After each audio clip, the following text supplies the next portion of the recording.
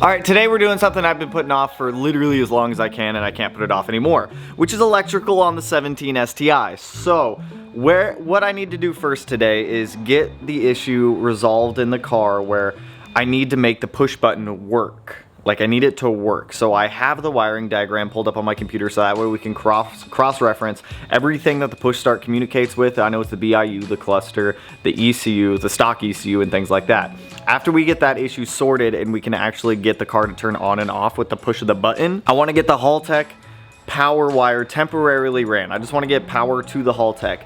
What I have here for wiring is CCA wire. It's copper clad aluminum wire. Last night I hopped on this website called Race Spec, and they sell like every wiring race spec style electrical thing you could ever think of. So I ordered some pure copper 4 gauge, 10 gauge and 12 gauge wire, which is all I think I need right now to be able to permanently get power to the ECU. Now here's the thing. I understand electrical, and then at the same time I don't understand electrical. It is like it's just not fun. It's not fun. Lately I've been going through High Performance Academies classes. You guys know that we partnered with them, so if you guys are looking into like trying to do like EFI tuning, engine building, motorsports grade wiring like this, I'll put a link down to their site in the description down below with a $50 discount code for you guys. So if you do want to jump on that and learn this stuff as well, you totally can. So let's just jump into it, I guess. So as you guys know, we have everything put on a switch right now. So we flip the switch on, the car gets power, as you can see, lights, everything like that. I am swapping that kill switch for a different one because that's like an Amazon one in there. So I bought one off of Race Spec that's a little higher quality.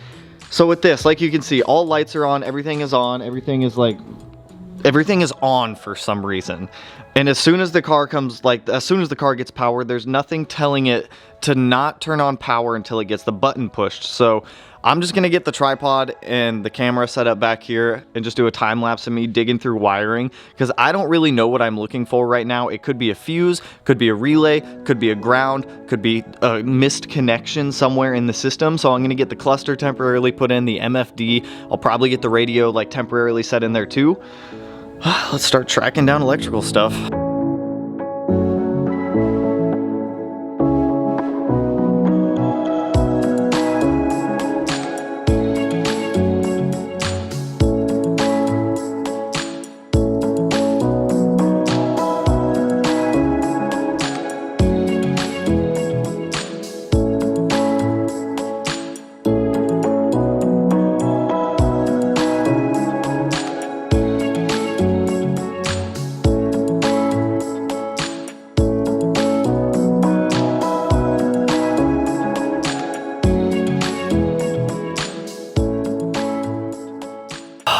Alright, so we're 2 hours into wiring. I already want to go play in traffic. I've managed to figure out where every OEM electrical connector goes with the exception of one, and I feel like that's the one that's causing the problems because I don't know where it goes. It's an 8-pin connector behind the cluster that has CAN integrated into it and the cluster. But I cannot figure out for the life of me where this goes. I've been staring at the FSM for a while. Let me show you guys kind of where we stand with this right now. I have the FSM pulling up on my phone, going down to page 7,000. We're going to page 7,000 for the push button start electrical system. I'm still having the problem where as soon as I put the car and I give it power, everything just auto goes into accessory mode, and I can't actually put the car into accessory mode. There's this one connector right here, and I have absolutely no idea where it goes. I've pulled everything out from back there, and there's nothing that isn't plugged in. I thought the MFD for a while wasn't working properly. The MFD is working just fine. It's just that one connector, and for the life of me, I literally cannot figure out where it goes. What page are we on? We're on like page 3,000. We're on page 3,000 going down to page 7,000. So, fuck, dude. Like, I can't even start with the Haltech stuff until I can figure out this problem with the car that's forcing it into accessory mode. Like, this is the bane of my existence at the moment. Like, everything on there just is freaking out. SI drive doesn't work. It's freaking out. Like, I'm just getting frustrated with this. So, I'm just going to set the camera down. I'm going to go through all, like, the BIU harness stuff again. See if I can find anything that's not plugged in and see if I can find a home for this thing. This is the last connector And I feel like it's the problem connector, because as soon as, like, even when at first I was like, all right, maybe we have an inadequate ground. I pulled the ground off the battery, whole car shut off. So I just, I don't know. I don't know.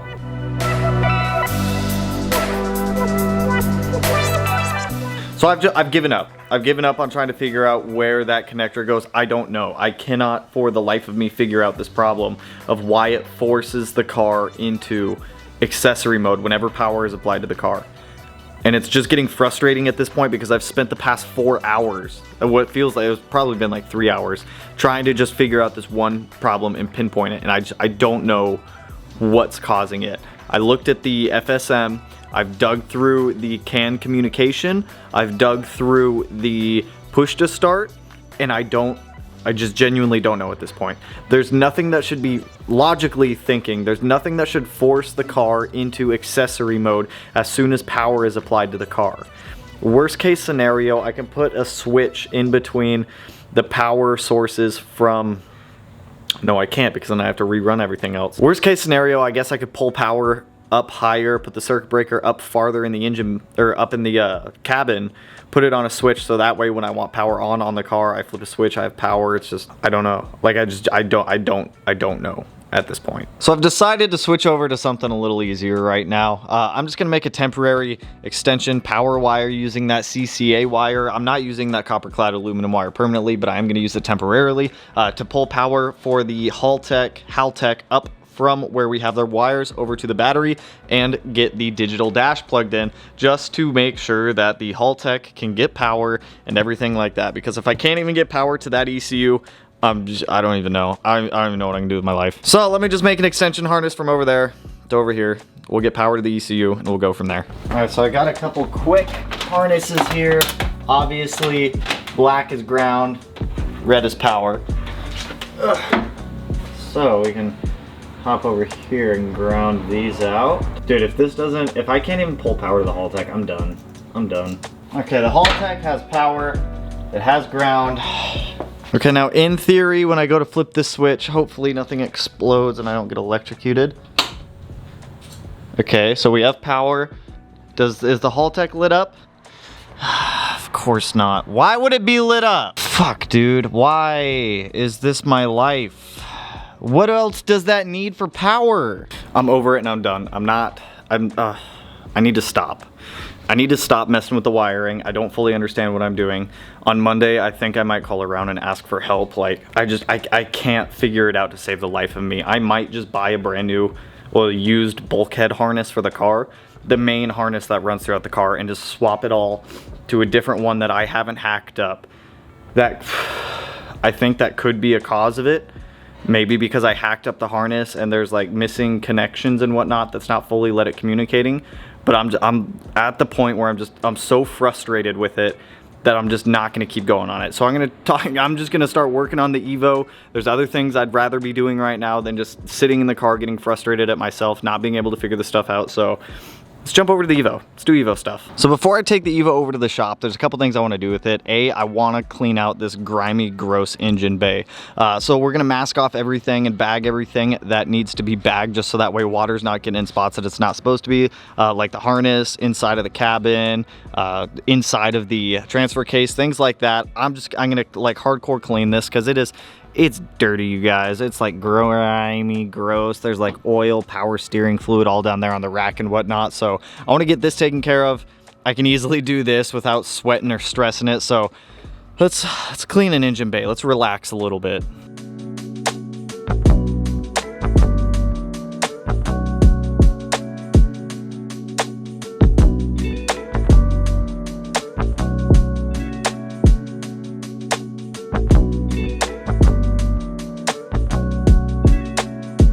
And as easy as that, I already feel like I've accomplished something now. So, got all the grease, grime, crap out of this engine bay. I just wanted to do it here before taking this thing to the shop because I don't know what the rules are when it comes to cleaning grease and grime out like that. So, just want to take care of it here.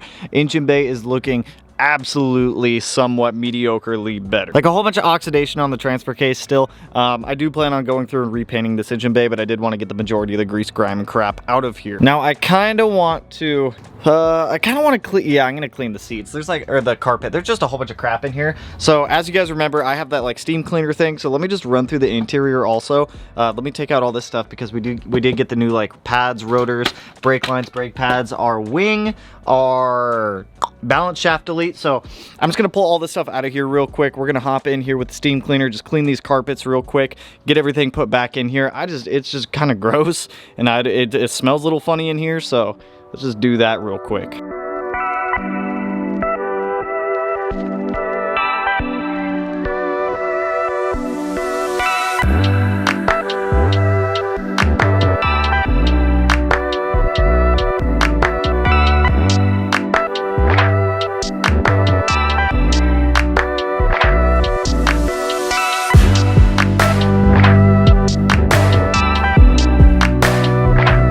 Yo, that little shampooer works wonders. What I just pulled out of the Evo, like fluid-wise, do you guys remember how bad the water that came out of the 05 STI was? Dude, it looks so much worse. So much worse. So overall, the carpet and the mats and everything actually look a lot better. There's no more like weird stains in them and whatnot, and the interior does smell a lot better.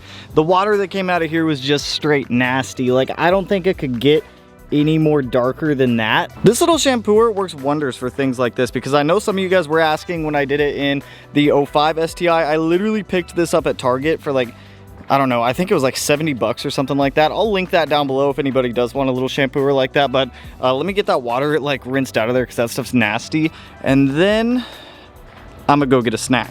Dude, there's so much sand in these headlights. What the hell? I gotta take these things apart and rebuild them, whatever. Let's get the headlights put back in here.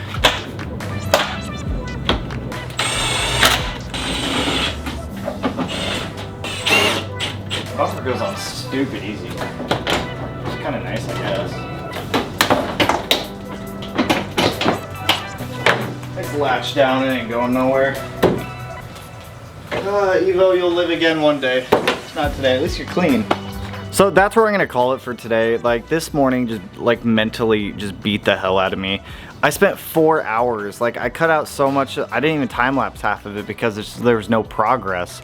It was just like 4 to 4.5 hours of just unplug, plug, check fuse, plug, unplug, check continuity, what's going on, wire's not working, why are we auto forcing into accessory mode? If anybody has any ideas on where to even start with that wiring harness, let me know. Like maybe I did completely fook that wiring harness when I trimmed it up, and if that's the case, I'll buy another used 2017 STI limited bulkhead harness. It's whatever, it's not the end of the world if that is the case, but I really don't think it is, because there's no reason that I can think of logically that should force the car into accessory mode as soon as the battery is connected or as soon as it sees power. I just don't understand the concept behind that. I'm going to be going through a lot more of HPA's classes to try to understand and learn more about the wiring stuff of it. I can tear apart a motor, I can install a motor, I can drop a trans, I can change a clutch, but wiring to me is my nemesis, and I hate wiring, and I've been putting it off for so long, and I'm gonna put it off a little bit longer now because I need to learn more about it to be able to properly do it. If you don't do the wiring properly, it can just lead to damage. You can overheat wires, things can catch on fire, you can short out sensors, you can short out ECUs. There's a lot of stuff that can happen if you're not up to par with whatever it is you're doing. So I need to step back.